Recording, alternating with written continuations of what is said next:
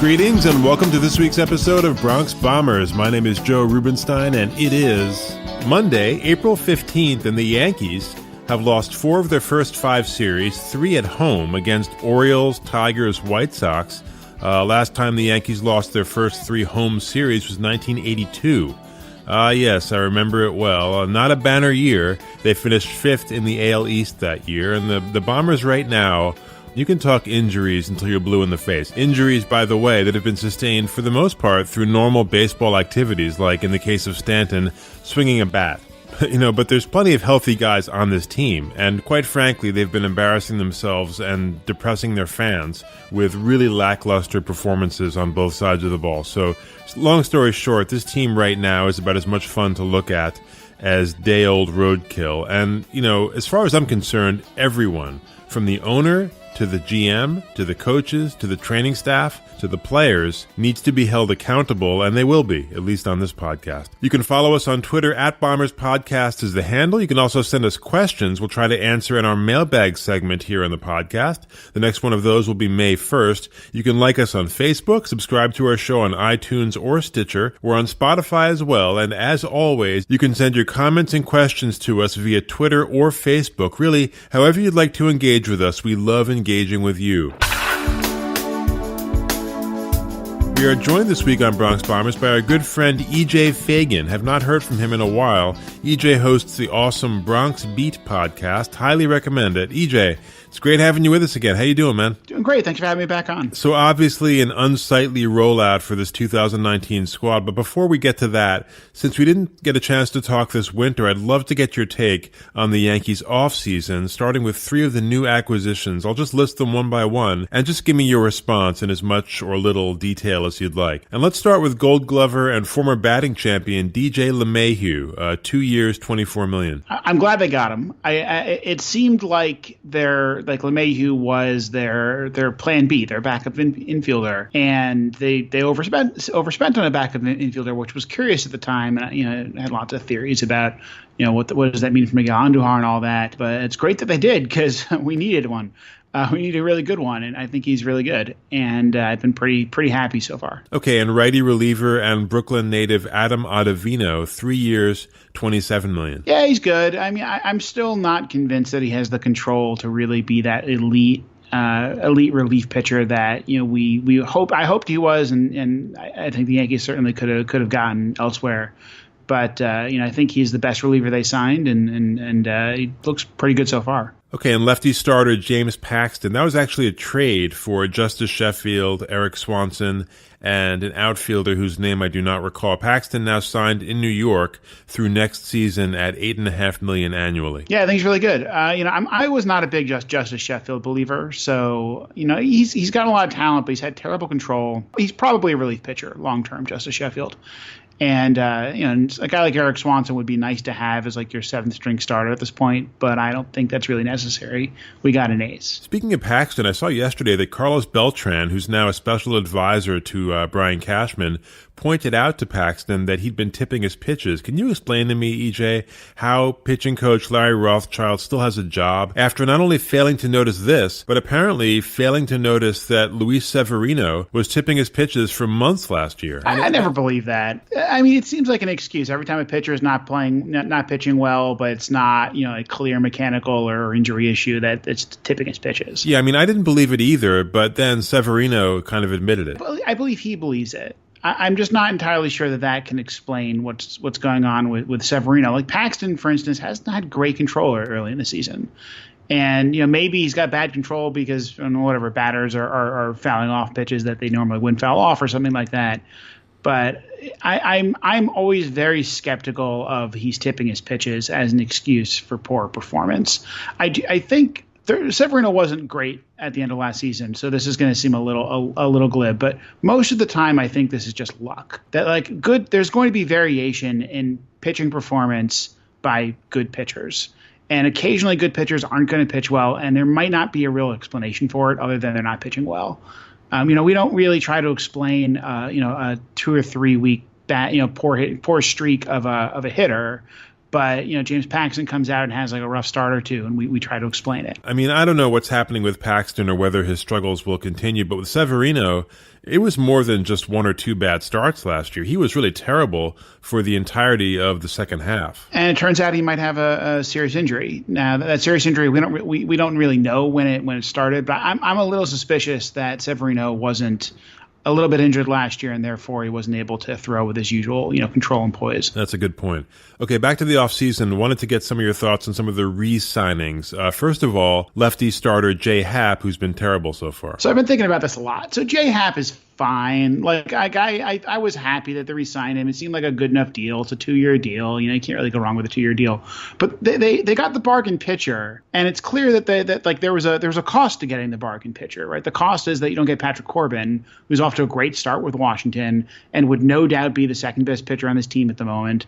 And I'd be a lot more confident with Patrick Corbin going into the rest of the season than I am with Jay Happ. I think Jay Happ will be pretty good. He's been pretty good. He doesn't seem to have any real serious problems to explain why he's had a slow start to the season, other than that he's old. But he's also old, and he might not be any good anymore. And he wasn't that much cheaper than Patrick Corbin. It wasn't like they went out and signed like Clay Buchholz or something for $1 million. Or Gio Gonzalez for a minor league deal. Like, they paid big money for Jay Happ, and if they were just a little bit less cheap, we could have a better pitcher on this team. And it's made all the more apparent by Jay Happ's slow start. But that's all it is at the moment. Yeah, I agree. And this is another deal that I kind of scratched my head over. Sinker ball reliever Zach Britton, 3 years, $13 million annually. Well, anybody who listens to both of our podcasts will know my thoughts on Jay Britton, and I will give them for you now. That Zach Britton, not Jay Britton. Wow. I don't think Zach Britton's any good. I think Zach Britton had a couple of good weeks toward the very end of last season where it looked like he was starting to get his old stuff back, and then finished out a poor postseason, I think a poor last week of September. He doesn't have that killer 98 mile an hour sinking fastball that he made his career on anymore. He's got about 94, 95. Maybe he ticks up a little bit and he starts to look a little bit like his old self. But I'm not sold at the moment. I mean, he's been fine this season. I don't think he'll be a complete bust of a player. But for the money they gave him, I think that's just too much of a commitment. And I don't like the structure of that deal where it could end up being a 3-year deal real easily. Yeah, I mean, similar to Sonny Gray, whose reputation, I think, was built on basically 2 good seasons several years ago. Britton's good reputation is based almost entirely on 1 great season, 2016. And with his velocity steadily declining and 1 pitch in his repertoire, 3 years seemed frankly crazy to me. I mean, he had a stretch where he looked like the next Mariano Rivera, right? But there's a reason why Mariano Rivera is in the Hall of Fame and not a lot of other players like him have that kind of longevity. 1 pitch is usually can't get you that far. I think that a more classical reliever who throws the power pitch but also has like a curveball or something or slider really is a better bet than someone like Britton, who you got to count on being a ground ball machine in order to be effective. And I'm just not sure that he's all that good. I mean, I think the best case scenario for Britton over the next couple of years is realistically like the good version of Paul Quantrill. And I'm fine with that. Like that, there's nothing wrong with that. It's good to have on your that player in your bullpen somewhere, but not for the money that they're paying him. Okay, Brett Gardner, 1 year, $7.5 million. Yeah, he's another plan B. It's interesting. The Yankees didn't know that they were going to have 12 players in the DL 3 weeks into the season, hopefully they didn't. And they decided to have a pretty legitimate backup 4th outfielder, and they decided to have a pretty legitimate backup infielder. And in both cases, I'm happy that player was on the roster when Aaron Hicks and Giancarlo Stanton went down. I think that Brett Gardner's gotten a little bit unlucky early in the season. His numbers definitely suggest that there's another 30 or 40 points of batting average at least coming. He's had a great strikeout to walk ratio. I think Brett Gardner is going to be fine, and I've been pretty impressed by his defense. I just hope that once Aaron Hicks and everybody gets back, he starts playing less so he can be rested. And CC Sabathia, also 1 year, $8 million. Oh man, I'm going to miss him. He looked so great this weekend. I just had so much fun watching him pitch, and it was clear that every player in the Yankees respects him and thinks that he is a truly good person and truly good baseball player, mentor, all of those things. And I think that's worth every penny, especially when he's throwing like he did before. And remember, that was like a spring training start for him. He was only allowed to go 70 pitches because he hadn't really fully revved up to the 100 pitches that he'll be able to throw, hopefully, in a week or two. So I'd like to see Sabathia now when he's fully healthy. And finally, EJ, your thoughts on two extensions. First of all, Aaron Hicks. The Yankees replaced his one-year deal with a 7-year, $70 million extension. So did the length of this deal surprise you, considering how good center fielder prospect Estevan Florial has looked, especially in spring training? Yeah, and unfortunately, he's not going to be playing a lot for the next couple of months. I think Aaron Hicks doesn't have to be very good to be worth that contract, and he might be very good. The back injury concerns me, and Aaron Hicks obviously doesn't have a great injury history, but he could play 90 games a year for the next 5 years and be worth $70 million easily. When he's been on the field over the last 2 seasons, he's been a top 3 or 4 center fielder in all of the American League. I think the Yankees miss him quite a lot and will really benefit when he comes back to the top of that lineup. So that's a great deal. And Severino, currently on the shelf with a first rotator cuff inflammation and now a grade 2 lat strain, the latter of which the Yankees say they have no idea how that happened, may not see him until July. But this winter, Severino signed a 4-year, $40 million contract extension. Your thoughts? Yeah, I don't want to be a conspiracy theorist here because I like Severino, but I wonder if he signed that below market extension, and we've seen a lot of players sign below market extensions since then, so there might not be anything here. But I wonder if he signed that extension knowing that his shoulder was hurting him. I recently hurt my wrist by typing too much because I'm manly. And the wrist starts hurting. It's really the upper forearm. And then I start adjusting the way that I'm typing. I start kind of holding myself differently. And I screw up my shoulder. And so now my wrist and my shoulder hurts, and my elbow hurts a little bit. My whole arm column's messed up because of this one little tendon I probably tore somewhere in my upper arm. And I think that's what's going on with Severino, or it seems likely to be what's going on with Severino. He has a shoulder injury. He's rehabbing, and he injures his lat, which is right next to the shoulder, while he's rehabbing. That's a story we've seen before. This seems like a fairly serious lat strain.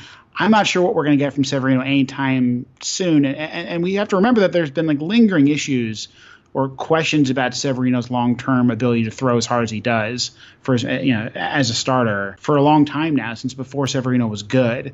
He has a very weird throwing motion. He doesn't use his legs very well, and he throws very, very hard. I'm just very, very concerned about Severino, and hopefully he gets better. But at this point, I think the Yankees have to plan to not get a lot out of him this season. Wow, that's interesting coming from you because I know how highly you've spoken of Severino. He's been better than people realize because he's had these weird stretches where he hasn't been very good. The last 2 seasons, he's been one of the top 3 or 4 starters in the American League. Okay, so those are the deals the Yankees did make, but were you surprised, EJ, that Cashman seemed to have zero interest in arguably the top 3 guys in the free agent class, Bryce Harper, Manny Machado, and Patrick Corbin? Harper's OPS right now is around 1,300. Machado's been playing very well in San Diego. San Diego's in first place as we speak.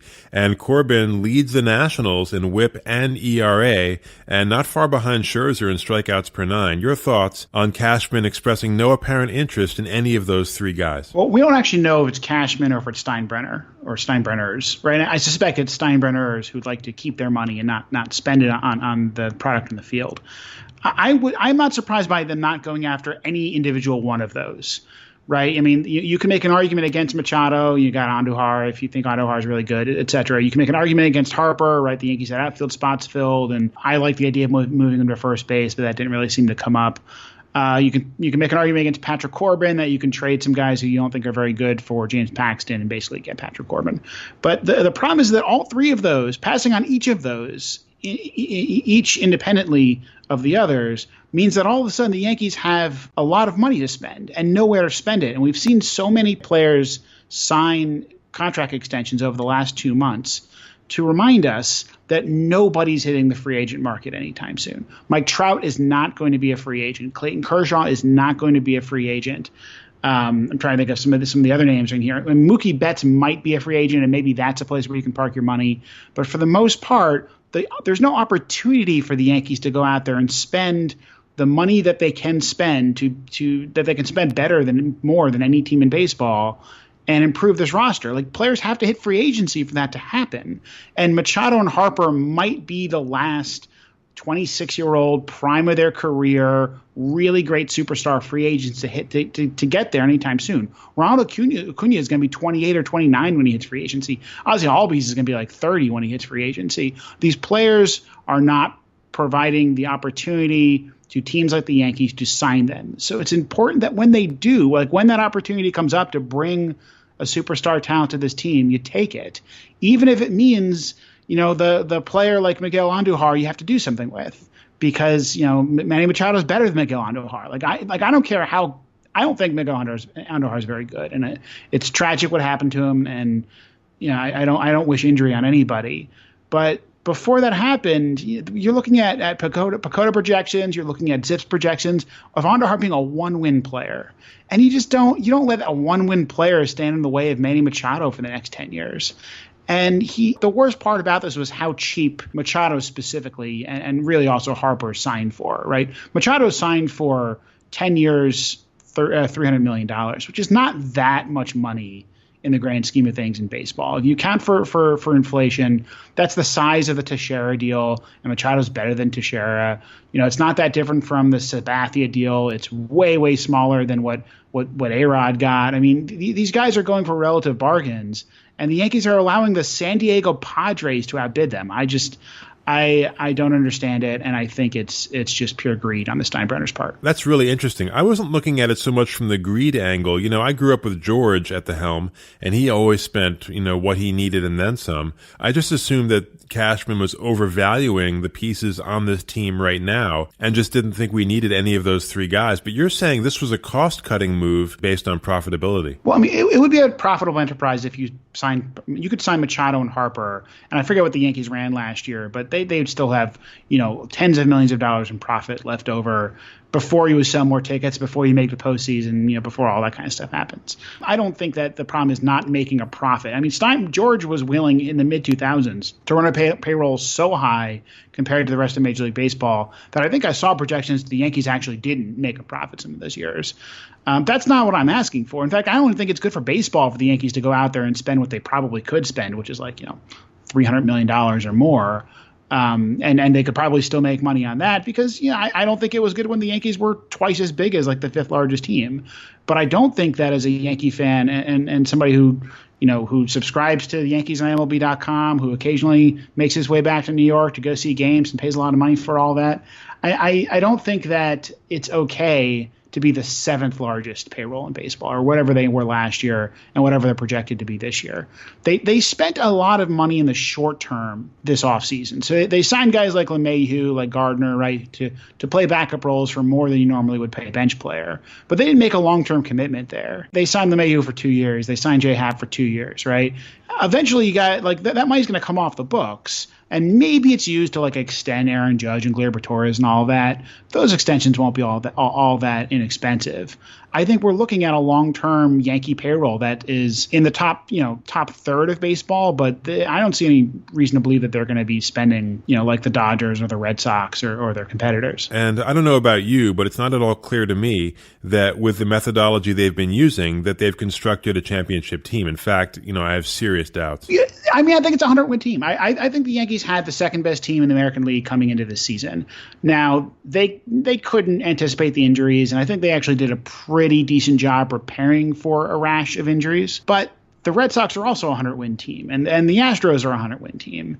And you're every win counts against those guys. And don't forget the Rays; they could certainly win 100 games. Oh God, the Rays are great, and the start that the Rays have gotten off to, even if you think the Rays are a little bit worse than the Yankees got a lot of ground to make up on the Rays now. Let me ask you something, EJ, because everyone's always telling me on Twitter and Facebook it's early, you can't lose the division in April. Calm down. I believe you can lose the division in April. I mean, let's say the Yankees are on September 15th were tied for first with Tampa, and then dropped all but one or two of their last 15 games. Everyone would say, well, the poor finish killed them.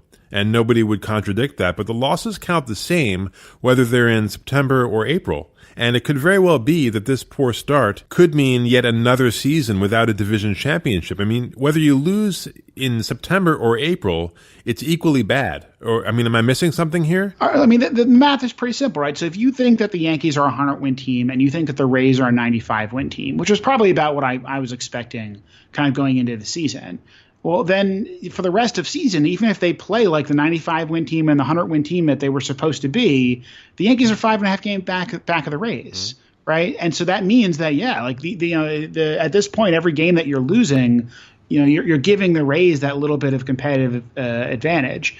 Now small sample sizes are important, and the Yankees, I think, once they get healthy, will be a dominant team. Like I still have confidence in this roster to be that good. But I don't know when they're going to be healthy. The other issue is the level of teams, with the exception of Houston, that are beating us right now. I mean, 3 bona fide rebuilding teams have dominated us in the Bronx. Yeah, 6-9 against the Orioles, the Tigers, and the White Sox with one good team kind of sprayed in there. It's not good, obviously, but I think that the Yankees are putting out a team that has Giovanni Urshela, Austin Romine, Greg Bird, and Mike Tauchman in the lineup every day.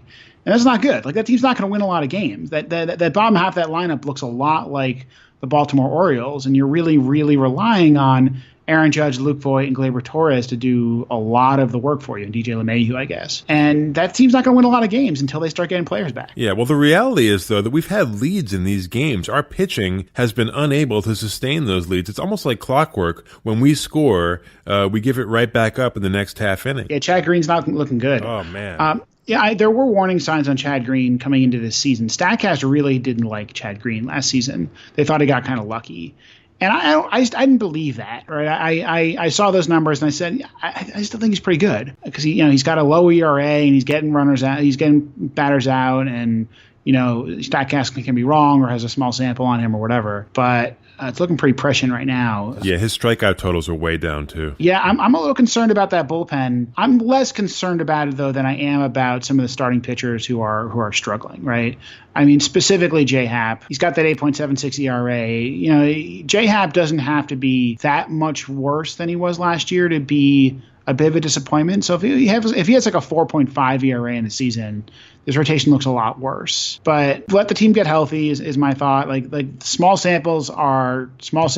I'm a social scientist in my day job, right? I'm supposed to understand that a sample size of like 17 games is basically meaningless and anything can happen in 17 games and I shouldn't read anything into it. Like, that's not emotionally how I feel about it, but I know deep down somewhere intellectually I should probably just ignore the numbers right now. Okay, 2-part question. First part negative, second part positive. Negative, a healthy Greg Bird right now is hitting 171 with 1 RBI. Would it be safe to say at this point that Greg Bird is a bust, that he will not be a part of this young core that Cashman is trying to build a championship team around, or is that prognosis too hasty? He's got a 43-ish% strikeout rate right now, so not good. I think he's not looking good right now. I think he is ticketed for AAA as soon as the Yankees can afford to send him to AAA. Maybe he hits well in AAA. Maybe he does great. I suspect at some point there's a DFA coming for Greg Bird. It's terrible because I like the guy. I think we need a left-handed hitter. I think he's a better defensive first baseman than Luke Voit. But with Luke Voigt's struggles kind of early in the season, he's looked like a player who's going to be at least a contributor. Maybe he's not slugging 600 like he was last season, but he's got a 773 OPS. He's hit the ball hard. I've been okay with Luke Voit so far. I think he's leading the team in RBIs right now. Yeah, I don't really care about that personally. I mean, he's batting behind Aaron Judge, so he's going to lead the team in RBIs. That's a good point. But he's at least going to be an effective major league player, and we can't say that about Greg Bird right now. Problem is you got to replace him with somebody. Giancarlo Stanton might be back soon, though we haven't really heard any news on him. Aaron Hicks is about to go play in some rehab games. We don't know how long that's going to take. There's really no one else to call up at the moment. So I think he's on the team until guys get healthy enough that you could have a DH and first baseman that's not Greg Bird. And positive, is Clint Frazier as good as he looks at the plate? He's in very limited playing time this year. He's hit very well. Yeah, I think Clint Frazier's really good. Like, last year, in the middle of the concussion issues that he was having at AAA, he was an elite like 950 OPS hitter or whatever it was. That's great. That is the player that was as advertised with Clint Frazier, and he's in limited time basically hit like that so far this season. Visually, he looks like he's guessing. I don't know about you. Like, he just swings and makes some like big wild swings at pitches. Yeah, and Duhar's like that too a little bit. Yeah, I don't think Duhar is very good. So I'm a little concerned about Clint Frazier. I don't think there's really any. I think it's good timing for him to hit 3 home runs right now, because he's not going to be losing playing time anytime soon, right? You're going to have one or two of your DH and corner outfielders out for the foreseeable future. And Clint Frazier is clearly ready to have a shot at the major leagues. And I think that, if he has a good couple of weeks, that he could stick on the roster for the full season. But, he needs to strike out a little less. He needs to stop swinging a little bit less wildly. He needs to take more walks. He's done all that in the minor leagues. So I have confidence that the talent is there. But the 3 home runs haven't sold me completely yet. Okay, final question, EJ. Looking around at our division, Tampa, who we just talked about, has started the season scorching hot after winning 90 games last year, and the world champion Red Sox, who come to the Bronx on Tuesday, have been ice cold. Their starting pitching has been terrible, and their hitting has not been great either. Which of those two trends, the Rays' stellar play or the Red Sox difficulties, do you have more faith in, or neither, or both? I think the Red Sox will get better, but I've always been I've been skeptical of the Red Sox, even during their really amazing season last year. They had a lot of players kind of play out of their mind last year. Their PECOTA numbers were pretty low coming into this year. I think they're basically even with the Rays, about 6 or 7 wins behind the Yankees in that projection coming into this year. Chris Sale does not look good. They gave him a big extension, so I have to imagine that they at least thought that he was healthy, but he sure does not look good right now. That team is beatable. That bullpen is very beatable. I mean, we talk about our bullpen issues, and we don't have the bullpen that they have. The Rays, on the other hand, are scary to me. Agreed. This team is stacked. They have so many good players that they can't play them every day. Like Yandy Diaz looks like he's like ready to have a big breakout season. He's not even an everyday player. Brandon Lau is like slugging 600, and he's not even an everyday player, and they don't have a place to put him. This is a team with Kevin Kiermaier in the outfield. It's a team that just got Tommy Pham out of nowhere last season, and he's playing amazing. It's a team with probably the best pitcher in the division in Blake Snell. They're the smartest team in baseball, and they're showing it. The Yankee fan in me wants them to play to lose and to not knock the Yankees out. The baseball fan in me says, I kind of like the smart underdog being the closest thing to the Moneyball team since the book came out in 2002. Yeah, well, they're smart, and they have to be smart because they don't have any money. I mean, Tampa has the lowest payroll in baseball at $60 million. That's $162 million less than the Red Sox, okay? And I think $150 million less than the Yankees, and look what they're doing. I mean, I have nothing but admiration for how they're running that team on basically brain power. The Yankees have the luxury of a little bit of BS, right? Where they can say, no, we care about starting pitchers starting baseball games. And because it's always been that way, and because our starting pitchers like to start baseball games, and we like to have that mentality, we're not going to use an opener. Even early in the season, when there was a couple of starts with Loaizaga pitching, with Domingo Germán pitching, even Sabathia pitching a couple days ago, where clearly they should have used an opener. The Rays just don't have that luxury. They can't say no, we're going to play traditional and and play the way that we kind of want the game to be played, or we were taught that the game is being played. No, they have to break all the rules and kind of optimize their team in a way that very few other teams in baseball are willing to do. And I respect the hell out of that. They are playing a bit on a knife's edge with their pitching staff. They could have a really, really good pitching staff, or they could have a whole bunch of guys who just aren't great relievers. So they're really relying a lot on a very deep set of very good relievers. And we're seeing this year with the Yankee bullpen that it's very difficult to rely on a large number of good but still middle relievers to be consistent game to game and to kind of put up that performance year in, year out that, the guys like Dylan Betances and Aroldis Chapman and those types of guys are able to do, because every year you're going to have a Chad Green turn into a pumpkin. All right. Great job, EJ. Great having you on as always. Love your podcast. That's the Bronx Beat podcast, which all of our listeners should check out and subscribe to. EJ, thanks so much for being with us again. Hopefully next time we're over 500 and have some happier material to work with. All right. Thanks, Joe. And that'll do it for this week's episode of Bronx Bombers. Again, don't forget, you can subscribe to this podcast on iTunes or Stitcher, find us on Spotify, follow us on Twitter @BombersPodcast is the handle, like us on Facebook as well, and thanks so much for tuning in. We'll see you again on Wednesday, May 1st. Take care.